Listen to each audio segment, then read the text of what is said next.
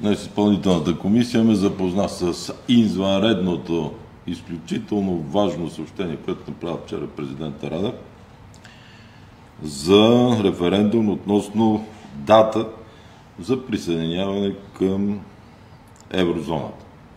Много пъти съм обяснявал какво е еврозона. Това е зоната, в която държавите членки са на първа скорост. Това са най-развитите държави.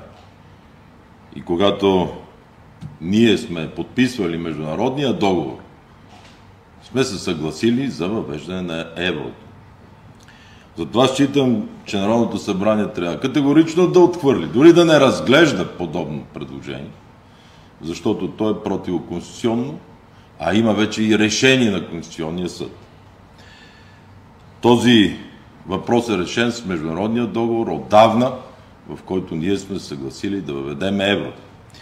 И тук е играта на президента Радев с датата.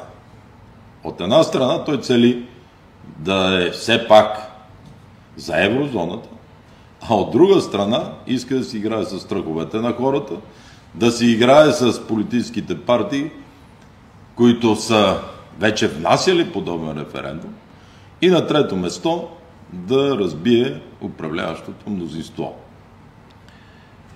В тази посока това щеше да е едно поредно, безобидно, или по-точно то не е безобидно, а злостно, злобно, такива епитети само мога да използвам, отношение към правителството или към всяко друго правителство, което не е негово служебно, а той управлява над 2 години и кусур като едноличен господар на държавата.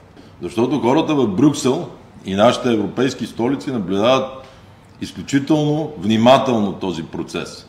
Защото България е тази, която иска да бъде присъединена в еврозоната, както беше направено и с Шенген, и да стане наистина пълноправен член на Европейския съюз.